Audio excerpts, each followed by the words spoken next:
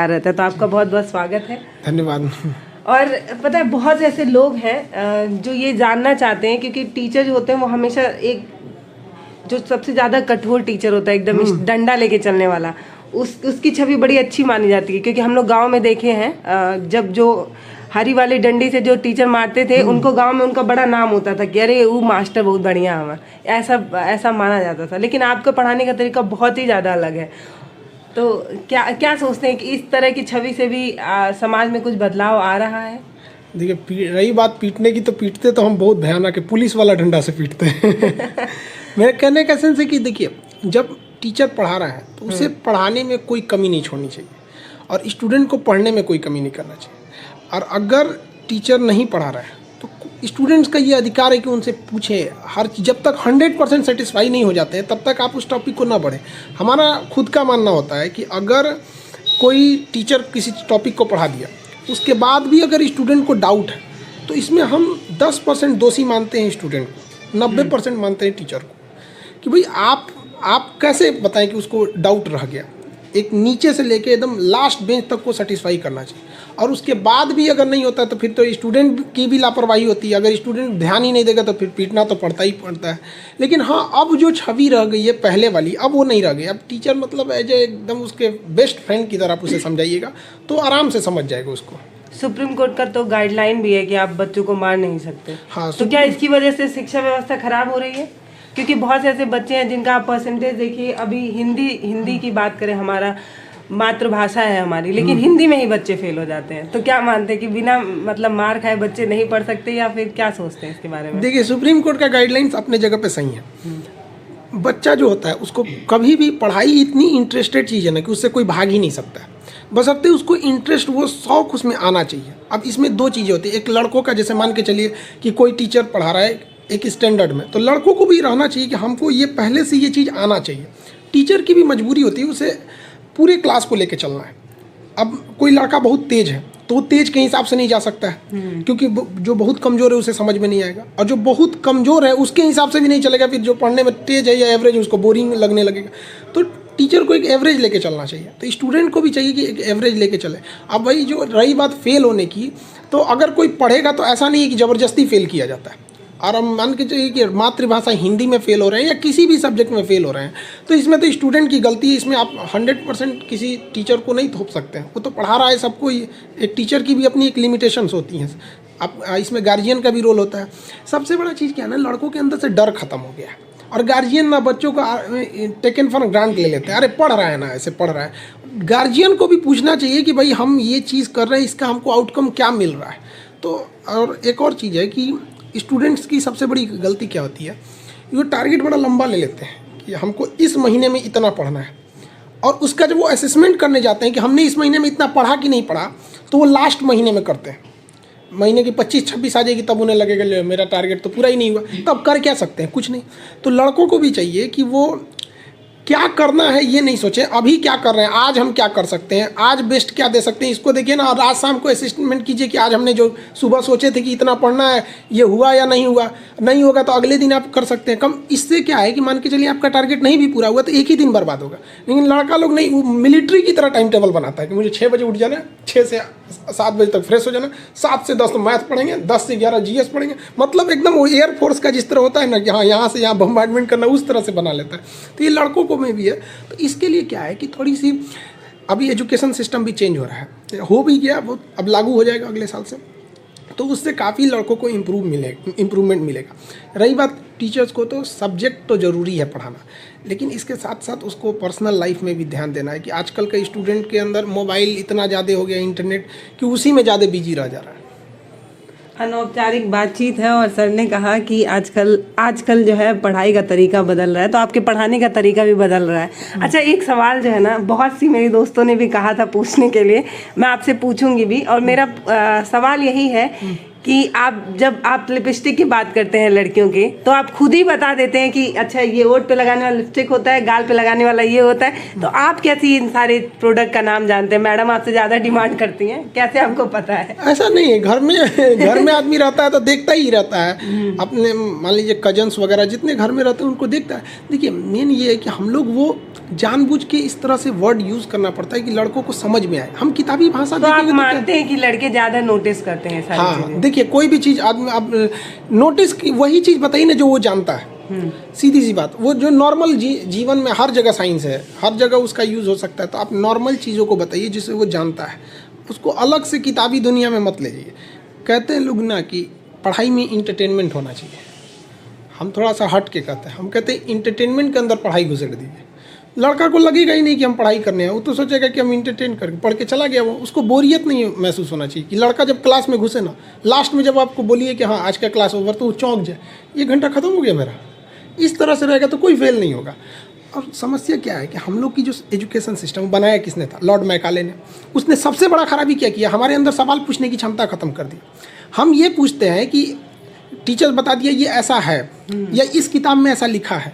हम ये कहते हैं कि जिस किताब में ये लिखा है या जिस साइंटिस्ट ने ये बताया है उसके पास अलग से तो कोई दिमाग नहीं था, उसने क्या सोच के ये सिद्धांत दे दिया। हम वो क्यों नहीं देखते हैं? जैसे अगर हमें प्यास लगे तो कोई एक गिलास पानी ले आके दे दे तो प्यास तो बुझ जाएगी, लेकिन हम उस आदमी पे डिपेंडेंट हो जाएंगे। तो हमें ये सोचना चाहिए कि जब प्यास लगे तो हम वो जगह ढूंढ ले, पानी आ कहाँ से रहा है, फिर वो आदमी रहे ना रहे कोई फ़र्क नहीं पड़ता है। तो मैकाले ने ऐसा सिस्टम व्यवस्था बना के चला गया कि हमारे लिए एक बहुत 200 साल जो, देखिए हम लोग जब दिल्ली सल्तनत का काल था तब भी हम लोग गुलाम रहे थे, विदेशी आक्रांता आके कब्जा कर लेते, मुगलों के टाइम पे भी रहे थे, लेकिन इस समय हम लोग का मानसिक पतन नहीं हुआ था। जो अंग्रेज आए सब ना, उन लोगों ने इस तरह से प्लानिंग किया ना कि आने वाले 200 साल तक को उन लोगों ने ना मेंटली बर्बाद करके चले गए सब वहाँ पे। आज देखिए हम लोग आपस में ऐसा व्यवस्था करके चले गए सब कि हम नए नए चीज़ों की ओर नहीं जा सकते। तो ये सब चीज़ों में अब धीरे धीरे सुधार भी हो रहा है। अच्छा, आप अपने मैक्सिमम वीडियो में ये एक्सेप्ट भी करते हैं कि आजकल के जो हमारे यंग युवा भाई लोग हैं उनका ज़्यादा नोटिस होता है, वो क्लास में लड़कियों के प्रति ज़्यादा रुझान रहता है, आपके वीडियो से भी पता चलता है। तो मैं ये भी जानना चाहती हूँ कि आप भी तो इसी ज़माने में पढ़ के निकले हैं, आप भी बहुत पुराने नहीं हैं, तो क्या आपके कॉलेज में भी ऐसा कुछ था? आपका भी कहीं इंटरेस्ट था कुछ? अब आप ऑन कैमरा बताएं या ना बताएं, क्योंकि आपकी शादी तय हो चुकी है तो हो सकता है इसमें दिक्कत आ सकती है। नहीं देखिए ये सब चीज़ें जो होती है ना आजकल लड़कों में ना, एक उम्र का दोष होता है। लड़के उस उम्र में रहते हैं तो उनको समझ में नहीं आता है हर चीज़ का। लड़कियों को भी इंक्लूड कर सकते हैं। हाँ, लड़कियों में लड़का लड़की सबको ही कहते हैं, ये एक एज का डिफरेंस है। लेकिन समय बहुत अजीब चीज़ होता है। समय और समझदारी दोनों बड़ी अजीब चीज़ है। जब समय रहता है ना तो समझदारी नहीं आती, जब समझदारी आती है तो समय चला जाता है। दुनिया का कोई इंसान कामयाब हुआ है तो उसको एक ही चीज़ है कि उसने समय रहते समझदार हो गया था, और असफलता वही हुआ है जो समय के बाद पछताने से कोई फ़ायदा नहीं। लोग यहाँ ड्रीम देखते हैं, ड्रीम। हम आपको अपनी पर्सनल बात बताते हैं, हम स्टूडेंट लाइफ में कभी ड्रीम नहीं देखे थे। लड़कों का जो ड्रीम था ना, मेरा ड्रीम मेरा प्लान था, not my dream, it's my plan, कि हमको ये करना है। और वही हम अपने फ्रेंड सर्किल में देखते थे ना, उनका वो सपना था, काश ये हो जाता, मेरा काश ये हो जाता, काश हम ये करेंगे और ये हम करके दिखाएंगे। तो हमने अपनी ज़िंदगी में कभी कोई ड्रीम नहीं देखा, और आज तक हमारा कोई सपना नहीं है। वो मेरा प्लान है, हमें ये करना है, और हम उसको जब तक नहीं कर लेते हैं हमको एकदम मतलब शांति नहीं रहता। और स्टूडेंट लाइफ में लड़के देखिए, जो भी अपने समय के साथ खिलवाड़ किया उसको तो चौपट होना फिक्स है। तो जो भी आजकल स्टूडेंट है, लड़का लड़की, ये लोग में इनको लगता है कि ये जो 4 दिन की चांदनी है इनमें लगता है, तो जो इनकी स्टूडेंट लाइफ की ज़िंदगी जिनकी बहुत रंगीन रहती है ना, उनका आगे का पूरा जीवन सादा बीत जाता है। और स्टूडेंट लाइफ में जितना सादा ज़िंदगी बिताइए, आगे की ज़िंदगी उतनी आसान है। हम लोग की यही बात स्टूडेंट लाइफ की हम लोग की, तो हमारा मतलब बताते हैं ना कि पॉकेट खर्च से भी कम पैसे आते थे हम लोग के पास। शायद यही रीज़न रहा था कि आज हम लोग यहाँ पे हैं। उस वक्त हम मतलब देखते थे और दोस्तों को कि इनके फैमिली से इतने पैसे आ जाते हैं, तो कभी कभी अपने परिवार वालों को भी कोसते थे यार एक मेरे परिवार वाले हैं, मतलब एक शर्ट खरीदने का भी एक्स्ट्रा पैसा नहीं देते। लेकिन आज हमें बहुत खुशी होती है कि सही किया उन लोगों ने नहीं दिया, क्योंकि आज मेरे लिए प्राइस टैग मायने ही नहीं रखता है, उस पर कितना प्राइस है ये मायने नहीं रखता है। लेकिन क्या कहिएगा, उस समय अब एक वो रह गया ना, स्टूडेंट लाइफ में गार्जियन जितना भी बच्चों को दबा के रखें, कम पैसे दें, वो ज़्यादा बेटर रहता है। यही लाइफ रहती है लड़का लड़की सबके लिए। हम यही कहेंगे स्टूडेंट लाइफ को सादा बिताना चाहिए। आपका एक वीडियो देख रही थी, उसमें आपने फांसी वाली बात बताई थी, एक लड़की को फांसी दी जा रही है और जो उन्होंने किया वो जघन्य अपराध है, मानती हूँ, लेकिन आप उसमें जो लाइन बोले हैं उसी पे क्वेश्चन बना रहे हो। आपने कहा कि जो हमारे आजकल के जो युवा हैं वो जो लव मैरिज करते हैं वो गलत है। तो मैं आपसे पूछना भी चाहती हूँ कि आप तो एक तो संविधान में बहुत भरोसा रखते हैं, आप संविधान प्रिय इंसान हैं, दूसरी तरफ आप कहते हैं कि युवा जो है उनको लव मैरिज नहीं करना चाहिए, बल्कि संविधान खुद कहता है कि जो समझदार हैं, जो 18 साल से ऊपर हैं, वो किसी भी जाति धर्म लिंग में शादी कर सकते हैं। ये इंसान जो उनकी व्यक्तिगत स्वतंत्रता होनी चाहिए। तो आप दोनों बात काट नहीं रहे हैं? एक तरफ आप संविधान को भी पसंद करते हैं और दूसरी तरफ आप कह रहे हैं कि लव मैरिज भी नहीं करना है। देखिए, हम कभी नहीं कहे कि लव मैरिज गलत है, लेकिन लव मैरिज के लिए इसका मतलब ये नहीं कि केवल माँ बाप से लव नहीं है। इसका मतलब भाई बहन का लव वो नहीं है। मतलब अगर हम अपने लव मैरिज के चक्कर में, या कोई लड़का या कोई लड़की अपने लव मैरिज के चक्कर में पूरे परिवार के लव को चौपट कर दे, तो हमारा कहना है कि साथ चलिए, कचल के मत चलिए किसी को। आपका ज़िंदगी है, माँ बाप ने जिसे उंगली पकड़ के चलना सिखाया, आप अपना घर छोड़ के चले जाएंगे, या फिर वो उसने जिसने शबनम वाला जो केस अभी हाल में हुआ है, कितना जघन्य अपराध किया, ऐसे को लव कहते हैं इसको? नहीं, मैं उनकी बस वो वीडियो के बारे में बता रही थी कि मैंने वहां से वो लाइन कैच की है। मैं आपसे पूछना चाहती हूँ आपकी व्यक्तिगत राय क्या बनती है कि जो संविधान तो ये कहता है कि 18 साल के बाद हर इंसान इतना परिपक्व हो सकता है कि वो अपना जीवन साथी चुने, और उसको चुनना भी चाहिए, एकदम चुनना चाहिए, लेकिन केवल जीवन साथी चुन लेना ही लास्ट डिसीजन नहीं होता है। हम कोई लड़का अभी मैट्रिक में, इंटर में है, ग्रेजुएट, खुद सेटल नहीं है, जीवन साथी चुन लेगा, 2-3 साल बाद उसके बच्चे होंगे, उसको कहाँ ले जाएगा वो? फिर उसके लिए तो अपना जीवन साथी चुन लिया, आने वाली पीढ़ी का जीवन बर्बाद कर दिया। आप एक सेटल्ड हो गए हैं, आपकी जॉब हो गई है, या फिर आप एक अच्छे से सेटल्ड हैं, नो डाउट आप कीजिए। हम कौन होते हैं रोकने वाले? संविधान अधिकार देता है उन्हें। हम एक टीचर हैं, हमारा कोशिश यही रहता है कि बच्चों को, हम बहुत सी चीज़ होती है जो तजुर्बा होना चाहिए। हम लोग को एक्सपीरियंस है कि दुनिया इस तरह नहीं है। जब तक आप सफल नहीं है तब तक आपका कोई वैल्यू नहीं है। सफलता ही दुनिया की परिचय कराती है, वरना एक नाम से तो 75 लोग रहते हैं। तो स्टूडेंट अभी कॉलेज में है, उसको पढ़ाई पर फोकस करना चाहिए। अभी से वो जीवन साथी खोजेगा तो फिर पढ़ाई कब करेगा? एक साथ आप 2 काम नहीं ना कर सकते। तो उसको मेन फोकस करना चाहिए सक्सेस होना। और सक्सेस हो जाओ तो कर लो भाई, तुमको कौन रोक रहा है? और सक्सेस होने के बाद कोई रोकता भी नहीं है। जो बोलते हैं लोग ने कि लव मैरिज ये मतलब खराब है, ये गार्जियन रोकते हैं, ये उन्हीं बेरोजगारों को रोकते हैं जिनकी खुद की नहीं है कोई। मतलब बाप के पैसा पे तुम लड़की खोजेगा, ये कौन सा लव है? ये तो मैं मान रही हूँ, आप बात सही कर रहे हैं, लेकिन समाज में हमारे ये जाति वाला भी मसला होता है, और इस वजह से भी लोग शादी नहीं करना चाहते हैं। जैसे कि मान लीजिए कोई हिंदू है तो वो नहीं चाहता है, उसके मम्मी पापा नहीं चाहते हैं कि मुस्लिम से शादी हो, मुस्लिम नहीं चाहते हैं हिंदू से शादी हो। ये सब चीज़ों में चेंज होने में बहुत समय लग जाएगा। ये सब चीज़ में नहीं पढ़ना नहीं, इस सब चीज़ में हम तो कहते हैं कि भाई ये सब थोड़ा सा मतलब इसमें जाइएगा तो एक पॉलिटिकल इशू हो जाते हैं, सब चीज़ें अलग हो जाते हैं। लेकिन मेनली हम लोग का कहना है कि स्टूडेंट्स को इस सब चक्कर में जल्दी नहीं रहना चाहिए। सक्सेस हो जाओगे तो माँ बाप खुद ही कह देते हैं। एक लड़का अच्छे से सक्सेस हो जाएगा तो माँ बाप उसको कभी नहीं दबाव बढ़ाते, वो खुद कहते थे भाई देखो तुमको अपने पसंद के हिसाब से देख लो। नहीं तो उनको डर होता है कि वो करेगा अपने मन का ही, सेटल है, कमा रहा है तो वो करेगा। तो फिर क्या दिक्कत है? उसको लिए पहले सेटल हो जाना चाहिए ना। First become philosopher, then first become rich and then become philosopher. अच्छा, आपका बचपन कैसा रहा है? बचपन में आपने बहुत ज्यादा बचपन में हम देखिए फाइनेंशियल स्थिति हम लोग की सही नहीं थी। पापा क्या करते थे? हम लोग के पापा कई तरह के जॉब में मतलब स्विच करते गए जॉब में। कुछ समय वो फॉरेन भी रहे थे, फिर वो नेवी में कॉन्ट्रैक्ट बेसिस पे कुछ वो काम होते हैं उसमें भी गए थे। मतलब कुल मिला के प्राइवेट काम करते थे? हाँ, मतलब वो स्विच करते रहे, कभी इस जॉब से कभी उस जॉब, मतलब बहुत ज़्यादा वहाँ रहा। और रही बात हमारी, तो मतलब हम लोग पढ़ने में बहुत ज़्यादा ना अच्छे थे ना खराब थे, एक एवरेज स्टूडेंट रहे थे। लेकिन हाँ, जिम्मेदारी पता थी कि परसेंटेज बताएंगे? परसेंटेज मतलब किस चीज़ में? 10th इंटर ऐसे? अच्छा, हम लोग का 10th से पहले हम मतलब 9th से पहले, हाँ। 9th से पहले हम क्लास में टॉप करते थे पीछे से। मतलब लास्ट से सेकंड या थर्ड आ जाते थे। बट 9th में हम लोग को रियलाइज़ हुआ ना, पता नहीं कैसे, एक तरह से कहिए ना कि जैसे नहीं मोक्ष की प्राप्ति हो जाती है इस टाइप की। रियलाइज़ हो गया, मतलब एक अजीब सा टाइप का एक रियलाइज़ होने लगा कि नहीं पढ़ाई बहुत ज़्यादा। वो रियलाइज़ पापा के मार की वजह से तो नहीं हुआ? नहीं, पापा ने हमको अब इतनी उम्र हो गई कभी नहीं मारे, और मम्मी ने तो ऐसा कोई चीज़ नहीं छोड़ा जिससे पीटी नहीं हो। लाठी डंडा, हाँ, कोई चीज़ नहीं छूटा होगा जिससे नहीं पीटी हो। खैर वो जरूरी भी है, और पापा कभी नहीं डांटे हम लोग को। लेकिन जब तक लड़के के अंदर खुद से रियलाइज़ नहीं होगा कि हमें पढ़ना चाहिए, ये शौक नहीं अच्छा, वो होगा। ऐसा क्यों हुआ था, कुछ रीजन? हाँ, हम ये जरूर बताएंगे। कोई नहीं डांट के पढ़ा सकता, हम गारंटी करते हैं, किसी को कोई डांट के पढ़ा ही नहीं सकता है।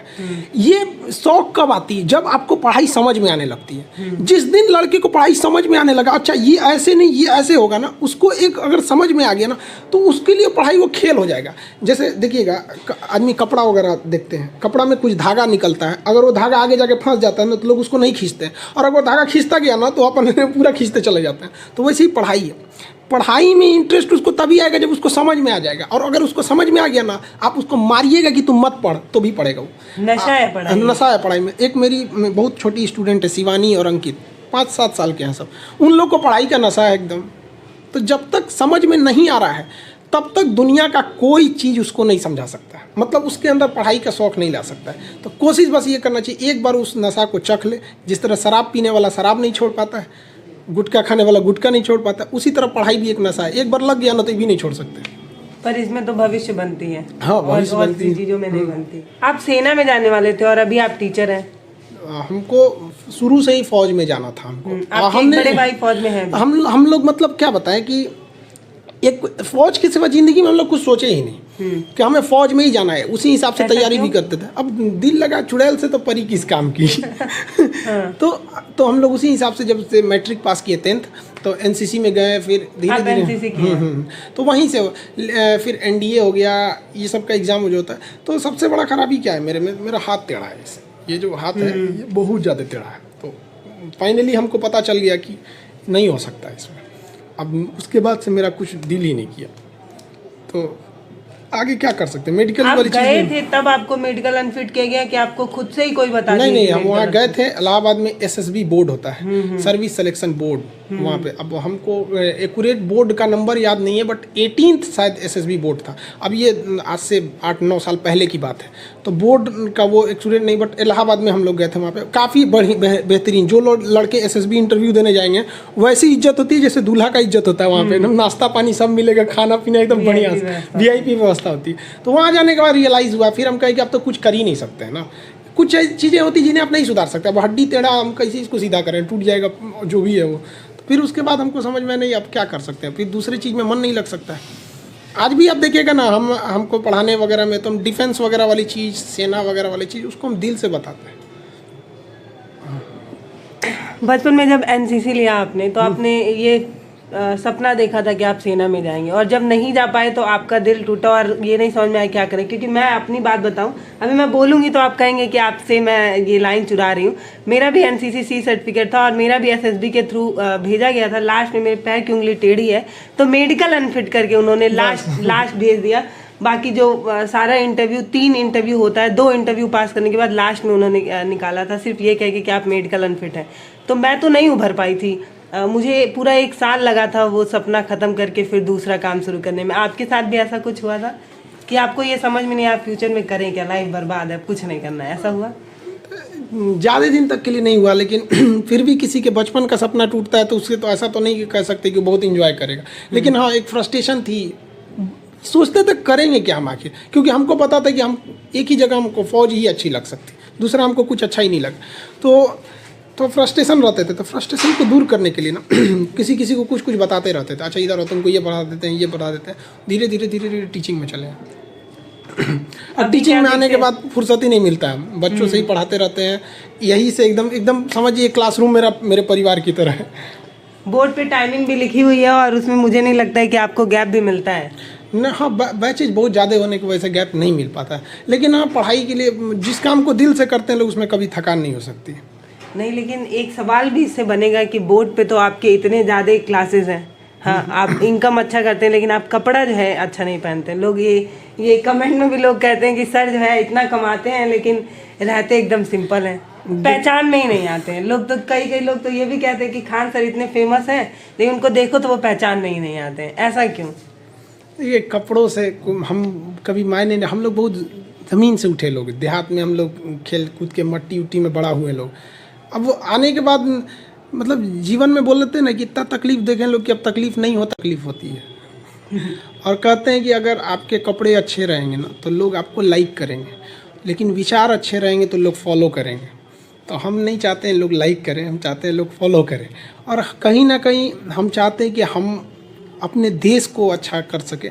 खुद अच्छा बनने से बेहतर है, हम लोग को कौन याद रख सकता है? बड़े बड़े ऋषि मुनि जिन्होंने देश के लिए इतना किया, लोग उनको नाम नहीं याद रख पाते, तो हम लोग को अदना जैसे व्यक्ति को कोई क्या याद रखेगा? तो जितना देश को सीख सकते हैं, जितना देश को सुंदर बना सकते हैं, वो ज़्यादा ज़रूरी रहता है। ये कपड़े उपड़े में पैसे लेके कोई, हम तो ईद में भी कपड़े नहीं पहनते। इवन कि मुस्लिम में ईद में नए कपड़े पहने जाते हैं। हमारे घर वाले भी कहते हैं कि पागल हो गया है, कहते हैं हम उस दिन भी नया कपड़े नहीं पहनते। क्या देखते हैं अपने जो हमारे युवा हैं उनके सामने क्या क्या परेशानी आ रही? क्योंकि हम मतलब हमारा सपना बहुत बड़ा बड़ा है। हाँ, कोई यहाँ घर में बैठ के सपना देखता है कि उसको आईएएस ऑफिसर ही बनना है, लेकिन बन नहीं पाते। और बाद में हम कोसते हैं कि मेरी परिस्थिति अच्छी नहीं थी, हमें हमारे परिवार में हमें सपोर्ट नहीं मिला। फिर मैं ये भी कह सकती हूँ कि मैं करना बहुत कुछ चाहती थी, लेकिन मेरे को परिवार की इतनी जिम्मेदारी थी कि मैं कर नहीं पाई। तो आपको क्या लगता है कि जो हमारे युवा हैं उनका सबसे बड़ा कारण, वो अपना कारण यही बताते हैं कि मैं जो बहुत कुछ करना चाहता हूँ उसमें परिस्थितियाँ मुझे आगे नहीं बढ़ने दे रही हैं? देखिए, ये जो परिस्थिति का जो रोना रोते हैं, एक्चुअली में ये रोते नहीं हैं परिस्थिति को लेकर, ये अपनी नाकामयाबी को छुपाने का एक बहाना है उनके लिए। एक्चुअली में उनके सामने ये चीज़ समस्या नहीं। आज के वक्त में, ऑनलाइन के वक्त में हर चीज़ें इतनी सस्ती हैं। जियो के डाटा से सस्ता फीस है। हम लोग की फ़ीस कितनी रहती है? 200 रुपये में हम लोग पढ़ाते थे तो 4 महीने, 50 रुपये भी नहीं पड़ा महीना। और हम लोग के वक्त में ऐसा नहीं था। अगर हम लोग के वक्त में टीचर ही बता सकते हैं, ना गूगल था ना कुछ था। आज तो हर चीज़ ढूंढ सकते हैं यहाँ पे। तो ये जो बताते हैं ना हमारे सामने परिस्थितियाँ ऐसी है वैसे, वो सबके साथ परिस्थिति खराब रहती है। जब बारिश होता है ना, बारिश, तो जितने छोटे मोटे पक्षी होते हैं, कौवा हो गया, ये सब, ये छुपने के लिए आश्रय ढूंढने लगते हैं। लेकिन जो बाज होता है ना, उसी बारिश में बादलों को चीरते हुए ऊपर निकल जाता है और बादल से कहता है तू बरस ले बेटा, कितना बरसेगा? आधा घंटा, 1 घंटा। जब बरस जाता है तो आके नीचे उसको चैलेंज करता है। तो परिस्थिति के नीचे हमें नहीं दबना है, परिस्थिति को हम दबा देंगे यहाँ पर। तो हमें किस्मत पे नहीं रोना चाहिए कभी भी किसी को। और लोग कहते हैं कि मेरा ये सपना है। जब तक सपना देखेंगे कभी पूरा नहीं होगा। सपने को अपने प्लान बना दीजिए। जो हमारा सपना है उसको हमें प्लान बना के रखना है कि ये हमारा प्लान है। लेकिन जब तक हम ये कहेंगे ना ये मेरा सपना है, सपना सपना ही रह जाएगा। प्लान है तो कंप्लीट करना है। कहते हैं ना, अपनी मंजिल को भुला कर जिया तो क्या जिया, है दम तो तुझ में तो उसे पा कर दिखा। लिख दे खून से अपनी कामयाबी की कहानी और बोल उस किस्मत को, है दम तो मिटा के दिखा। किसी किस्मत की हिम्मत है जो अटल बिहारी वाजपेयी के योगदानों को मिटा सकता है, एपीजे अब्दुल कलाम के योगदान को मिटा सकता है, स्वामी विवेकानंद के योगदान को मिटा सकते हैं। किसी किस्मत में या कोई ऐसी लकीर हाथ की लकीर मिटा सकती है? किस्मत को चैलेंज करते हैं कि इनके योगदान को मिटा के दिखा दे, नहीं मिटा सकता है। और रही बात परिस्थिति की, तो नरेंद्र मोदी चाय बेचते थे, एपीजे अब्दुल कलाम अखबार बेचते थे। हाँ, सरदार पटेल, भीमराव अम्बेडकर को क्लास में घुस के पढ़ने नहीं दिया गया। ये लोग जब ये कहते हैं कि हमें परिवार न है, तो आपके आँख फूट गई थी इन लोग की परिस्थितियाँ देखने में। परिस्थिति किसी को नहीं रोकती है। हम जब तक परिस्थिति के आगे नहीं हार सकते हैं तब तक परिस्थिति हमें नहीं हरा सकती है।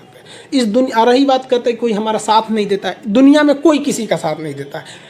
दुनिया में हम today is the result of our own past action and whatever we wish to be in future is depend on our present activity. हम क्या हैं ये कुछ नहीं, हमारा आज जो है हमारे पीछे किए गए कल का आज रिजल्ट है। हम कल अगर बदमाशी करेंगे तो आज कोई बहुत बड़े अधिकारी बन के नहीं बैठेंगे।